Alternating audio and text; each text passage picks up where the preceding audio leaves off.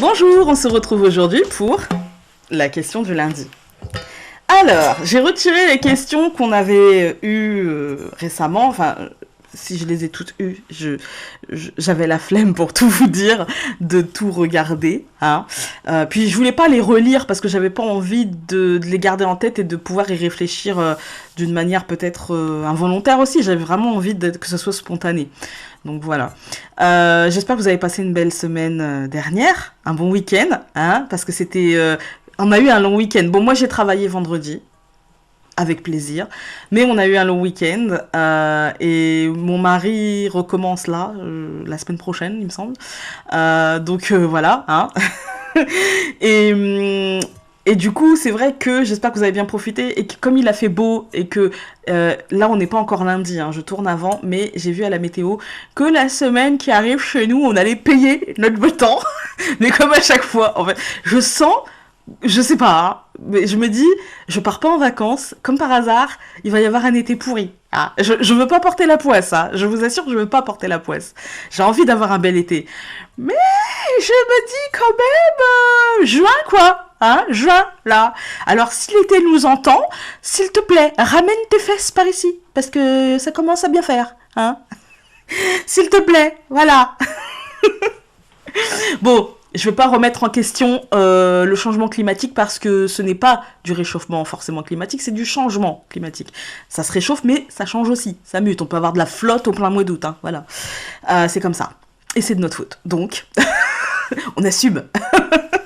Même si c'est très enquiquinant, faut pas le nier. Hein. Moi, au mois de décembre, j'ai envie d'avoir de la neige et pas du soleil, voyez. Enfin, j'ai envie d'avoir de la neige. Même pas, en fait. Mais les enfants aimeraient bien. Bon, j'espère que la semaine sera quand même, à défaut d'être ensoleillée, bonne, qu'elle apportera de bonnes nouvelles, qu'elle apportera des déblocages, des déclics, des choses comme ça, hein, comme dans le tirage et comme dans le Dixit. Ce serait bien. Hein. Et puis nous, on va partir sur la question du lundi. Alors, en fait, je peux pas regarder devant moi. Je vous dis tout, j'ai un spot qui m'éclaire la face. Comment vous dire? Et il faut pas regarder par là non plus, parce que il y en avait deux. On va prendre celle qui est dépliée. Parce que là, j'ai un spot, là, j'ai un spot, là, j'ai un spot. Donc, si je regarde là, ça m'explose les yeux. Si je regarde là, c'est pareil. Et en face, c'est pareil. Donc, il faut vraiment que je fixe là. Voilà, et quand je tire, faut que je fasse ça. Alors, interprètes-tu tes rêves? Et si oui, comment fais-tu et quels critères prends-tu en compte? Bref, selon toi, qu'est-il important dans les rêves? C'est super intéressant comme question, mais vraiment, je trouve ça super intéressant. Parce qu'en fait, il y a autant d'interprétations de rêves que d'interprètes. Voilà, alors moi, la première chose, mes rêves à moi... je vais faire confiance à mon intuition, c'est-à-dire, je vais me réveiller avec une sensation, je vais avoir eu une sensation pendant mon rêve, et du coup, je vais essayer de travailler autour de ça. Quand je suis réveillée, qu'est-ce que cette sensation fait naître en moi? On fait tous des rêves à la con. On va pas se mentir. Genre, moi, le rêve qui m'énerve le plus quand je le fais, c'est, par exemple, je rêve que mon mari me trompe. Mais ça n'a rien à voir avec lui. En fait, ça a à voir avec un moment de ma vie où je manque de confiance en moi. Voilà, parce que je me sens débordée, parce que je sens que je suis pas dans mon quotidien, parce que je sens que je le délaisse aussi, parce que pour plein de raisons, en fait, pour plein de raisons. Mais c'est toujours un rapport avec moi, en fait. C'est un manque de confiance ou un manque de bienveillance, en fait. Et du coup, même dans mes rêves, je me fais mal. Voilà, et du coup, ça m'énerve. Et je suis énervée contre lui le matin. Il me traite de folle. Mais ça m'habite tellement, en fait. Mais qu'après, dans la journée, je me rends compte que non, je suis pas en colère après lui, je suis en colère après moi, et que c'est lui qui mange. Je ne suis qu'un être humain, hein, c'est bon. Un peu de compassion et de bienveillance, merde. Bref, c'est un peu ça. Après, quand quelqu'un va me raconter un rêve, là, c'est différent. Parce que je ne le vis pas, et donc, il n'y a pas d'affect. D'accord? Et c'est plus simple pour interpréter. Je vous conseille le dictionnaire des rêves. Je mettrai là une petite image du dictionnaire des rêves qui aide vraiment à l'interprétation. C'est Solveig qui me l'avait conseillé. Je sais, je prononce beaucoup le nom de Solveig, mais bon, que voulez-vous, hein. Et franchement, il est pas mal. Il a une interprétation un peu psychologique, et moi, c'est là où je vais aller, en fait. Parce que pour moi, les rêves sont beaucoup plus un message de nous-mêmes par rapport à nous-mêmes, ou de nos guides, mais qui doit nous aider à comprendre des choses dans notre vie, en fait. C'est pas un message... Un poil de chat qui vole. C'est pas un message pour nous dire ouais, il faut que tu fasses ci, ouais, il faut que tu fasses ça. Non, c'est un message pour nous dire ce qu'on vit, en fait. Quelle est la chose qu'il y a à l'intérieur de nous, qui nous bloque, quel est le... Quand un rêve est récurrent, moi, je vais poser la question. Ou pas, d'ailleurs. Quand il est marquant ou récurrent. Je vais poser la question, qu'as-tu ressenti, en fait? Qu'as-tu ressenti dans ton rêve? Était-ce de la peur? Était-ce du danger? Était-ce de la frustration? Était-ce du bonheur? Était-ce... Parce que parfois, dans un rêve, on pleure, et on pleure d'incompréhension, ou on pleure de peur aussi. Et du coup, si on pleure de peur, ça va nous parler de blocage, en fait. Ça va nous dire que on a envie de dépasser ces blocages, mais comme on ne sait pas quoi faire, eh ben on est là, on reste prostré, et voilà. Et ça va se traduire en rêve par exemple, un rêve où vous allez courir sans jamais atteindre votre but, et puis pleurer parce que vous avez peur, parce que vous vous sentez en danger, parce que vous sentez qu'il faut que vous atteigniez ce but, mais que vous n'y arrivez pas, et du coup les larmes coulent. Voilà. Moi, ça va être les émotions ressenties pendant le rêve. Peu m'importe, en fait, qu'il fasse beau, qu'il fasse pas beau, peu importe les symboles, parce que ça, si la personne ne me le dit pas, ça veut dire que ça ne l'a pas marqué, et que donc, elle n'est pas encore prête à l'interprétation de ces symboles. Mais la première chose que je vais interpréter, moi, c'est les émotions, en fait. Alors, c'est avec mon filtre, hein. Mais ça parle, en fait. Parce qu'un rêve, il doit servir à nous faire comprendre ce que l'on vit. Quand on rêve qu'on est en train de se noyer, eh bien, c'est peut-être qu'on est en train, dans notre vie réelle, de se surcharger d'émotions, en fait, de peur, de doute, de stress, d'angoisse et tout, et qu'on est en train de se noyer dedans. En fait, on se noie dans nos émotions.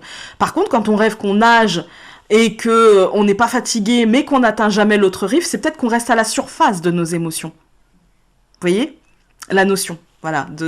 Quand moi j'ai déjà fait un rêve où j'étais dans l'eau, en fait, hein, mais elle était hyper claire. Je me voyais, en fait, dedans. Et à un moment donné, pourtant je sais nager, mais à un moment donné j'ai pris peur, en fait. Et bah oui, hein, c'est parce que c'était un moment de ma vie où je tombais dans l'impatience et où j'ai eu des peurs que finalement, je me laisse traverser par mes émotions, mais que ça ne se traduise pas, en fait, dans ma réalité. Vous voyez? Que je me laisse traverser par mes envies, mes besoins, mes émotions, que je travaille dessus. Alors, je suis bien, je suis dans l'eau, c'est transparent, je vois bien. Mais j'ai eu peur, en fait. Et c'est vrai que, à ce moment-là, j'avais peur que mes ambitions, que ce que je vibrais au fond de moi, que ce que je sentais au fond de moi, que j'avais envie de matérialiser, ne se matérialise pas. Voilà. Et j'étais dans la peur. Voilà. Et c'est très souvent comme ça, en fait, là, l'eau claire m'a marqué. Du coup, je m'en suis souvenue. D'accord? Ça m'a marqué. Voilà. Peu avant le décès de ma grand-mère, j'ai fait un rêve aussi très marquant avec une personne affaiblie qui me transmettait quelque chose et qui repartait. Je vois encore son visage, hein, qui me tenait la main, et il y avait un partage d'émotions, en fait, et qui partait, en fait, hein, après. Et dans la lumière. Et peu de temps après, ma grand-mère est décédée, il y a eu plein de choses dans ma vie, etc. Et voilà, c'est quelque chose, en fait, les rêves qui peuvent transmettre. Évidemment, par rapport au rêve de ma grand-mère, ça peut transmettre, mais il faut toujours chercher à savoir qu'est-ce que ça a éveillé chez nous. Par quoi ça s'est traduit, en fait. Ces émotions qu'on a vécues dans notre rêve, est-ce qu'elles peuvent ressembler aux émotions que l'on vit là? Si c'est non, essayons de savoir avec le recul, parce que souvent c'est avec le temps on se rend compte que bah ouais, en fait il y avait une transmission, il y avait quelque chose, un truc d'âme, en fait, hein, mais c'est pas chez tout le monde. C'est pas chez tout le monde. Et puis il y a des rêves qui ne sont que le reflet de ce qu'on a vécu la journée. Tout simplement. C'est pas... Tous les rêves ne sont pas tous les rêves ne doivent pas être traduits par quelque chose... c'est pas forcément un message de votre guide, d'accord? C'est peut-être juste un message de votre esprit. Très souvent, en fait, c'est un message de votre esprit qui vous dit, là, il y a un blême, là, il y a une peur, là... Et en fait, c'est parce que... votre esprit n'a que... Enfin, oui, vos intuitions, vos émotions, votre esprit n'a que ce seul moyen pour communiquer avec vous et vous faire comprendre que là, vous êtes dans la peur. en fait, ou que là vous êtes dans le blocage, ou que là vous êtes dans l'angoisse, ou que là vous vous voilez la face, ou que là, en fait, vous vous complaisez dans une situation qui ne vous plaît pas, en définitif. Des choses comme ça. C'est tout bête, hein, mais voilà. Je pense avoir répondu à la question. Interprètes-tu les rêves, et si oui, comment fais-tu et quels critères prends-tu en compte? Les émotions avant tout. Avant tout. Après, je vais traiter les symboles, les détails. Voilà. Après, je peux pas vous donner trop d'exemples parce que j'ai pas envie que les personnes qui m'ont contacté pour traiter leurs rêves, pour essayer d'interpréter leurs rêves, se reconnaissent et se disent, elles se servent de mon expérience. Donc, ouais, voilà. Après, moi, je vous dis, vous pouvez très bien... si pour vous, telle chose a une image de ça ou de ça ou de ça, positive ou négative, votre esprit essaiera de communiquer avec vous de la manière la plus juste pour vous. En fait, de manière à ce que vous compreniez. D'ailleurs, votre esprit, vos guides, quel que soit le message, ils essaieront, mais la plupart du temps, franchement, à 90%, c'est vous avec vous-même. À 90%. Voilà. Après, ou alors c'est que vous êtes une médium et que ça passe exclusivement ou presque exclusivement par les rêves. Mais moi, ça passe pas forcément par les rêves. Moi, ça passe par quand je suis réveillée. C'est comme ça. Mais moi, même quand je rêve, à 80%, c'est moi-même avec moi-même. Parce que comme je suis pas toute seule dans ma tête, voilà, c'est moi-même avec moi-même. Voilà. Donc pour moi, ce qui est important, l'essentiel dans les rêves, ce sont les émotions, qu'est-ce qu'on a ressenti. Parce que très souvent, en fait, c'est l'écho de ce qu'on vit dans notre vie et qu'on n'arrive pas à conscientiser. Voilà. Écoutez, je pense avoir répondu à la question, donc sur ce, je vais vous souhaiter une belle semaine et on va se dire à la semaine prochaine pour encore un tirage jusqu'au 21. N'oubliez pas, le dernier, ce sera le 21. Je vous embrasse très fort. Salut!